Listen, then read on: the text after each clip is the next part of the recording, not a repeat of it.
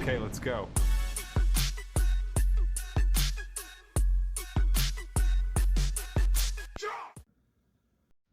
This here was the first post-apocalypse car I made.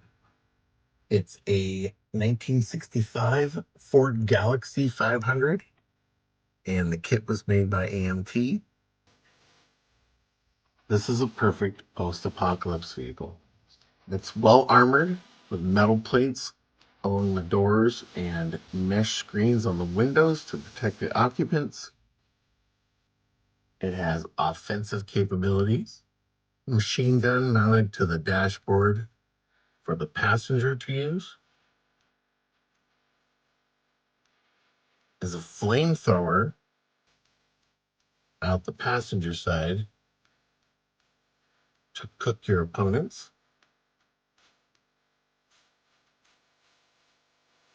Machine gun in the front.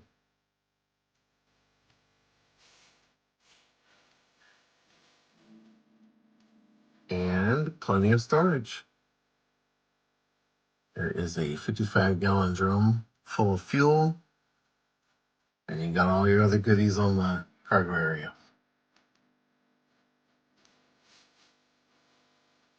There's a close-up look at the flamethrower. The igniter.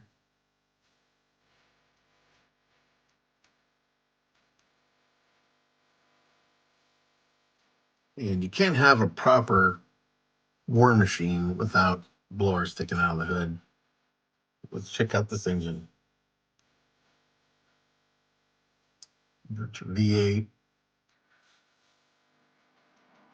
Dirty in there.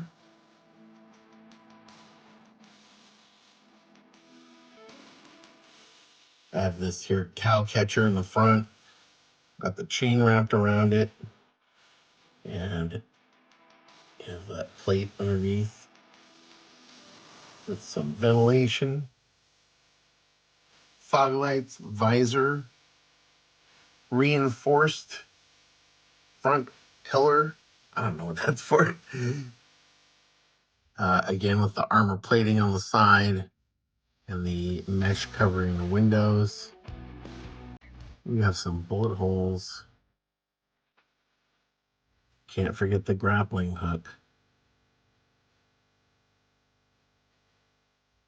The mesh screen that's covering the windows is a PC fan filter. You can buy these on Amazon.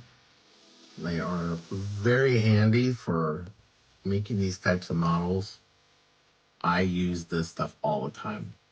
Problem is that it doesn't bond to the styrene like normal plastic. You do have to super glue it in. They make good covers for grills, for intakes. Really useful resource. In hindsight, I should have put some damage on that mesh screen because it's flawless and it just doesn't look right. So how about those hinges? You see, everything in the post-apocalypse world has to be heavy duty. And those are some heavy duty hinges. Yeah, I went a little overboard on those. All right, let's look at the stuff this guy's collected on his travels through the wasteland. You got to have that extra tire in case yours gets shot out. And you never know when you're going to need some pipes. And don't leave home without an extra intake manifold. Got a rear bumper guard. Got to protect the bumper with another bumper. Bullet hole.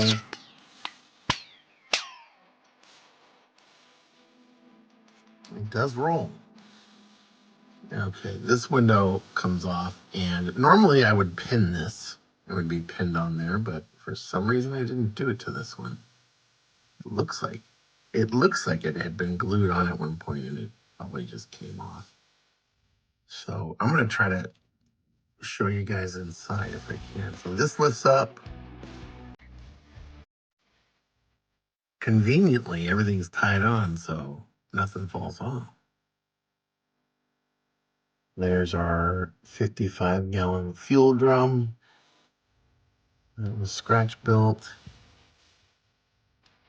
And you can see a couple items in the back here. There's a baseball bat, a samurai sword, some blankets,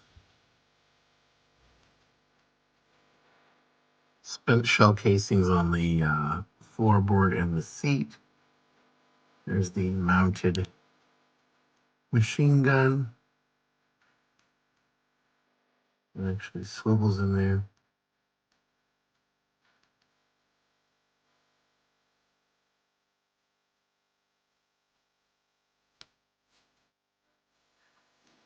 All right, let's take a look at the undercarriage. Nothing too special on this undercarriage. I put a piece of styrene on as if it was a metal plate protecting the bottom.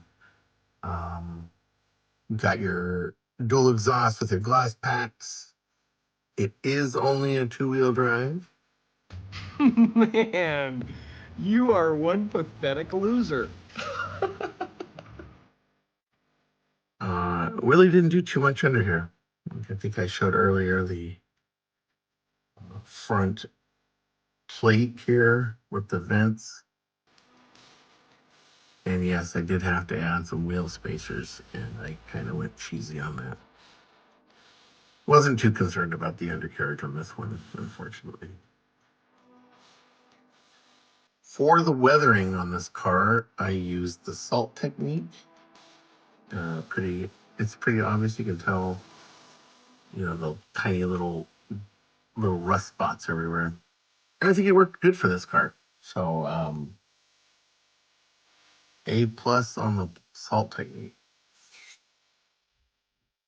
If you enjoyed this video, please click the like and subscribe buttons. I would appreciate it. And if you want to see the next video in the series, please click the link above. Thanks for watching.